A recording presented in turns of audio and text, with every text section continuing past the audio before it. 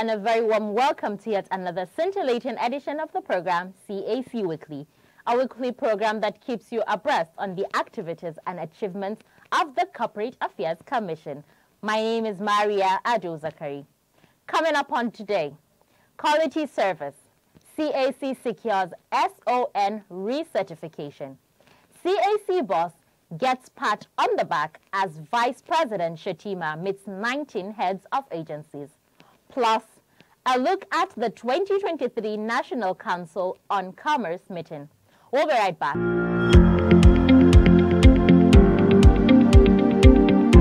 My name is Husseini Ishaq Magaji, Senior Advocate of Nigeria and the 5th Registrar General of the Corporate Affairs Commission.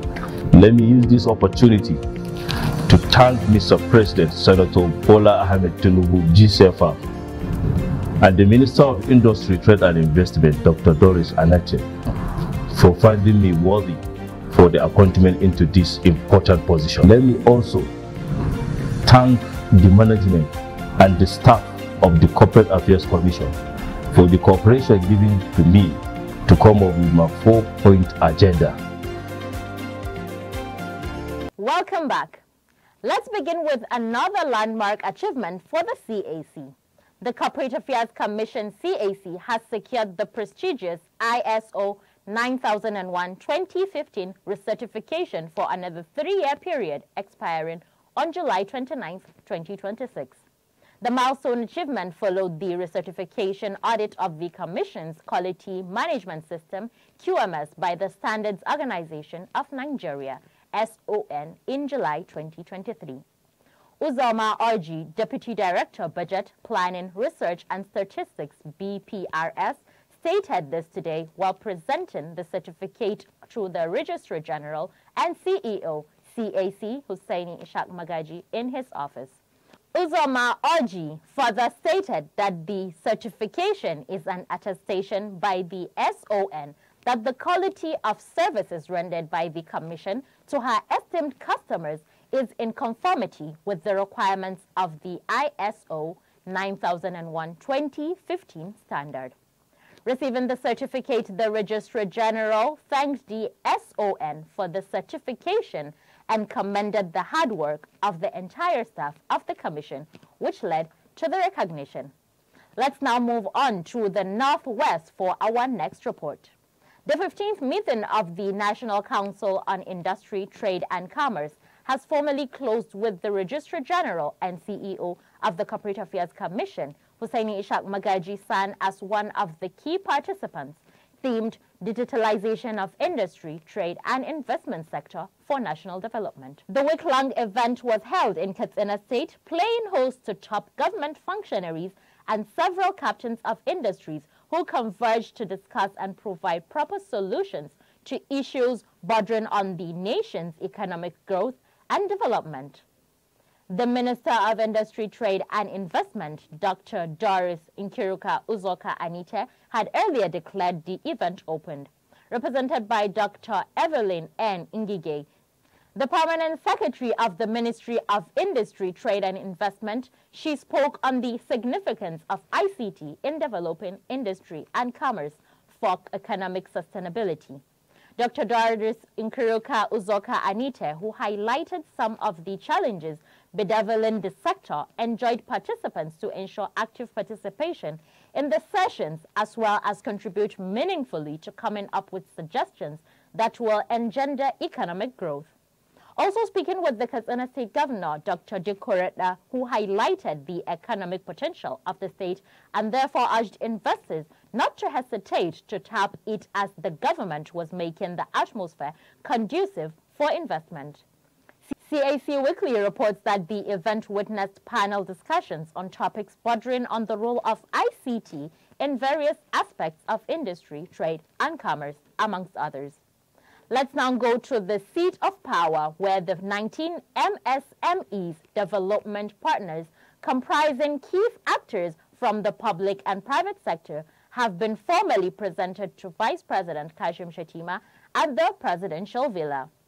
A meeting with the Vice President and Chief Executive Officers of the 19 public and private sector agencies saddled with the task of job creation and promotion of micro, small and medium enterprises in Nigeria was held on Friday, November 10, 2023, at the Presidential Villa.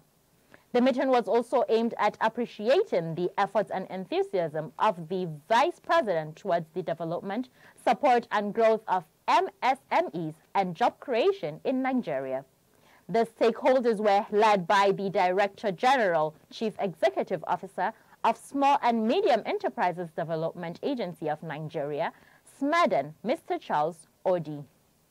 They noted that in view of the difficulties Nigeria is facing, an array of incentives are being put in place by the federal government to create more job opportunities. The stakeholders therefore proposed, amongst others, that the National Council on MSMEs be formally inaugurated to enable critical stakeholders to contribute to the growth and development of MSMEs and create jobs in line with President Bola Ahmed Tinubu's renewed hope agenda.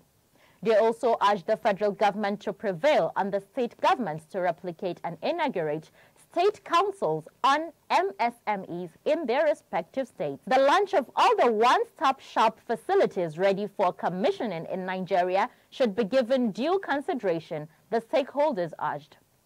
Responding, Vice President Kashim Shettima expressed confidence in the capacity of the stakeholders, whom he described as very competent in their respective fields. He therefore said this hope was further rekindled in view of the commitment on the part of the partners. He revealed that one of the Nigerian banks had, after extensive discussions, offered to provide 30 million Nigerian naira in loan support to MSMEs, focusing mostly on youth and women empowerment programs at 15% interest.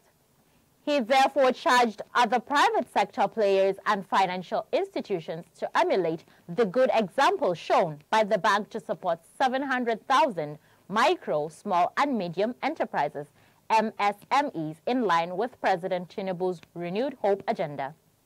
While speaking on the enormous potential of Nigerian youth, Vice President Shettima applauded the efforts of Amal Hassan, a leading Nigerian technopreneur with diverse interests across technology and innovation that led to the creation of 1,500 jobs for young men and women in Kano through her ICT Training Institute.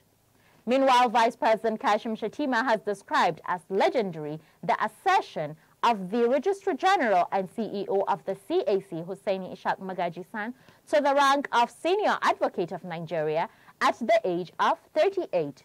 Vice President Shettima stated this while congratulating the CAC helmsman on his recent appointment.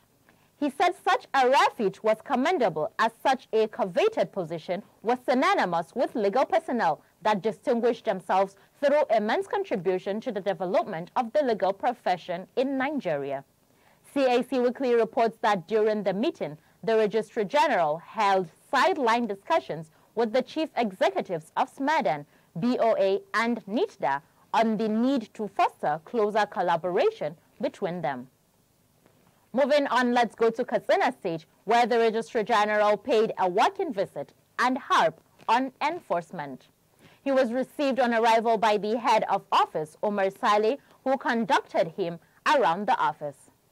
In an interactive session with the staff, the Registrar General harped on the need for them to rededicate themselves to duty and significantly grow the Commission's revenue. He stated his resolve to prioritize the welfare of staff in line with his 4-point agenda and enjoined them to support the effort of building a stronger Commission. Responding to some of the concerns and challenges raised by the staff during the interaction, the Registrar General assured them of his timely action. And non-compliance matters. Do you know that by the provision of Section 421, subsection 1 of CAMA 2020, the annual return of a company limited by shares or guarantee or unlimited shall be completed, signed and delivered to the Corporate Affairs Commission not later than 42 days after the annual general meeting for the year? To get a further insight on this and many more, let's join the Registrar General and CEO, CAC, Hussaini Ishaq Magaji-san in our interview segment. Enjoy watching.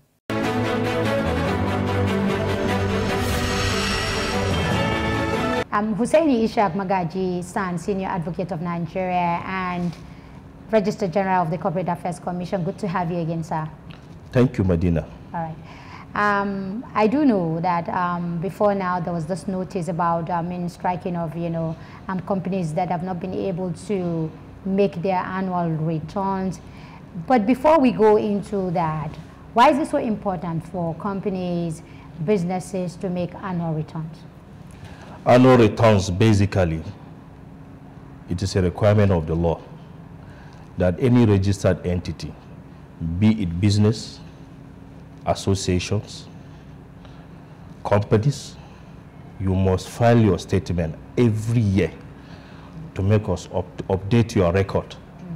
And why this is important is, at least you are telling us that your company is not redundant, that you are fully in business. And you are also, by implication, advertising about yourself for independent entities who wanted to transact business with you. Because what is annual return essentially? Annual return essentially is you are giving us information that this is a new description of your business. Presently, this is your current address, and you have a stand financially to carry out business. That is annual return. And we from the commission, we collect a token amount over it. To us, it's like a service charge, maintaining your system, maintaining your data in our system. That is annual return. Okay, but from experience, why do you think people don't want to make annual return? Is it that they don't want to disclose their business activities, or they don't want to give update, or is it because they just don't want to pay the money? It is unfortunate. Even our colleagues, what I mean our colleagues, the players in the industry, specifically, more importantly, lawyers. Lawyers now, as it is in my table now, I have compiled a list of more than 8,000 law firms registered with us that are in default, fail to comply with the provision of law in filing their annual returns. And these are the same people we expect to educate the Nigerian public over the importance of the payment of the annual returns. So that just explains the gap. Yes, there is a gap. What I mean, there is a gap, maybe the information. That is why we are spending so much on our part now. We are spending so much now to take the information to the ears of the public that this is a requirement of the law, and it is important, and it is even on your your good. It's not on, it's in fact it's a good on your side, not even on the commission, because you are providing information to the independent who wanted to carry due diligence over your business. Maybe you have a partner, you have someone abroad wanted to transact business with you, so you want to take an independent due diligence over your company. If your information is not available in the register, it's not available in our data, how can he have a peace of mind to transact business with you? So there will be no confidence? No confidence, that is it. Okay, all right. The commission came up with a notice, a couple of weeks back that by end of December 31st, people who do not make their annual returns will be delisted. You just corrected me. I mean, before we started the program, that is not struck off is delisted. But the question I want to ask you is that from the time that notice was released, as we speak today, what is the update as to the number of people who have been able to make annual returns? Is it appreciable? Has there been a shift? Yes, there is a shift, evidence of shift, and the turnout is very impressive, and people are complying, and we are heading to victory by God's grace. The 1,000 companies that will be delisted if they don't make, or those that will not make their annual return, who will not meet the deadline? No, the issue of number now, if I tell you now, for instance now, in travel agency business alone, I have compiled a list of over 15,000 travel agency holders, a company registered with us. Of course, they are inactive in our system. Like in the mining industry, we have compiled a list of more than 2,000 inactive in our system. And so also co-breed change, more than 9,000 or thereabout in our system now. So these are just a sample of telling you companies that are in default now, failed to comply with the provision of law in meeting of the payment of the annual returns. So by the end of the year, after everything, after 31st of December, we now review how many companies now met up with the guidelines and met up with the deadlines too on the payment of the annual return. And the consequences is provided in the law. In fact, it is not, we are not going to stop at delisting the company or striking off eventually. In fact, we will unveil the entity and go after the officers and the directors of the company to recover our fund. Because once an entity is indebted to the commission, that money, that debt would follow the directors and the officers of the company. And we have our own way. We are developing a mechanism with the bank, with the collaboration of stakeholders to reach out to recover our money. Going forward, will there be a mechanism put in place to make sure that people don't spend 5 years or 10 years before they are being reminded of, paying their annual returns? Because, I mean, the commission gave a grace for a very long time. Yes. That some people will say, some other people took it for granted. Yes. And so going forward, will there be measures to say, if you don't pay your annual return as soon as the year ends, then there will be this penalty for you as a business person or a corporate entity? In fact, a mechanism, we already developed a structure now. Henceforth now, you cannot further do any transaction without meeting of your payment of annual returns with your own company. You cannot secure visa. You cannot operate a bank. If you go to the bank to do transaction with that company now, it will be showing inactive. Bank will not transact business with you. That is why, let me use this advantage and call the public.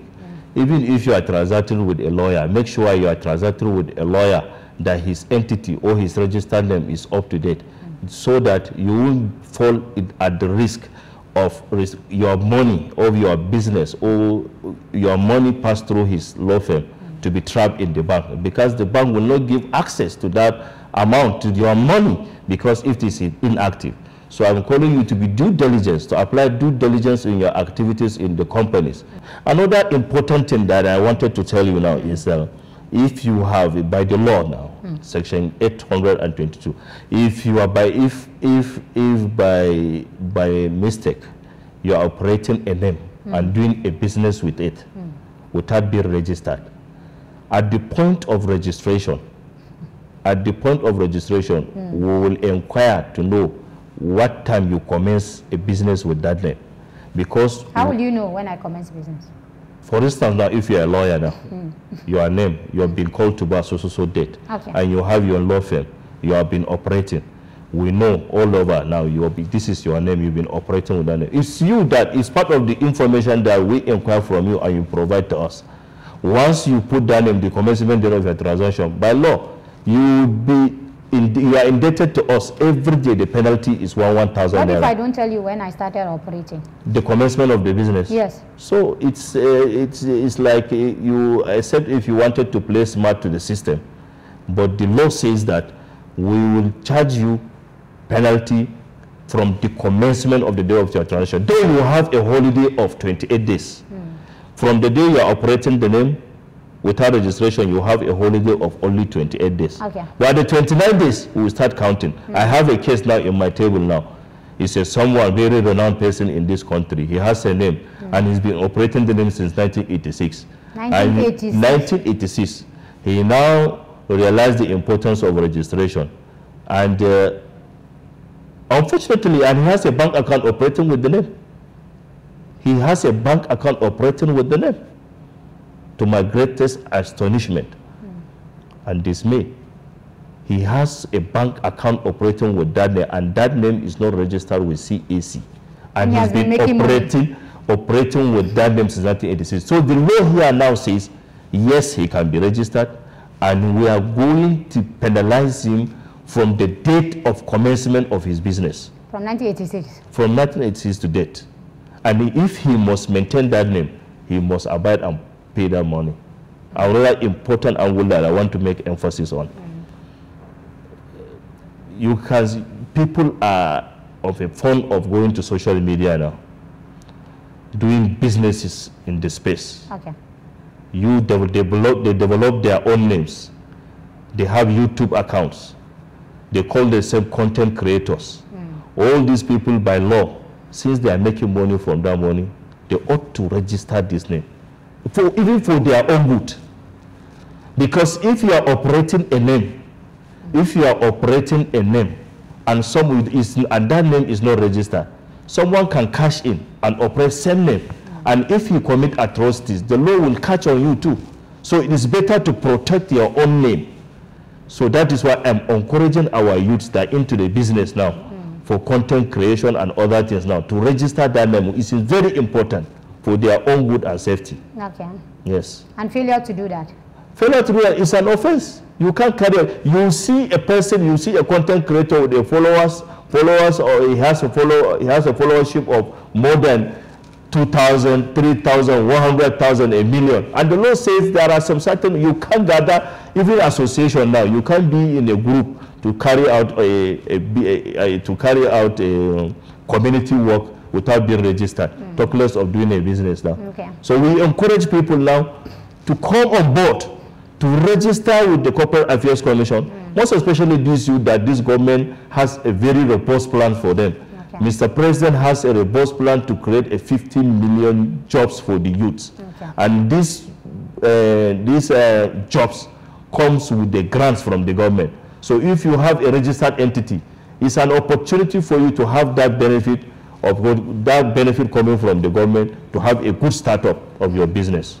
All right, I'll still take you back to the person who used his business name since 1986. This is one out of many. I'm sure, are there investigations going on to find out who else again is into that kind of business that uses his name for more than 2 or 3 decades and still remains? In fact, let me explain to you further, so that for the public to understand what I'm saying now. We have a mechanism now in place that can checkmate. If you have operating with a name without registration now, you can't proceed. Okay. That is the reason why the man I referred submitted himself for registration. Okay. Because you can't operate a business successfully. Even your bank, you will be having issues. I have a lawyer now, he approached me now, $100 million enter his account. He can't access it. That $100 million of his client passed through his account. Payment, it is a payment of a transaction. It's not his own, it's a client account. He received that money into his account. But he can't access the account because his payment of annual returns is not up to date. Okay. So his account is inactive. So he has to surrender himself back to me now to see how he can regularize himself into the system. So we have a formidable structure now. Okay. We are bragging on it. Okay. That you cannot cheat on that system and go away. And you're confident that it will give you the money you're looking for? Sincerely. As awaiting billions of 100 billions. 100. In fact, even I told you now, our mandate is not necessarily to generate the revenue now, it's to provide services to the community. But as part of our effort and activities now, at least we are able to gather a lot for the country. Okay. And it's going to be in 100 billions by God's grace. That's our target. Okay. Registrar General, thank you very much indeed for your time. Thank you very much.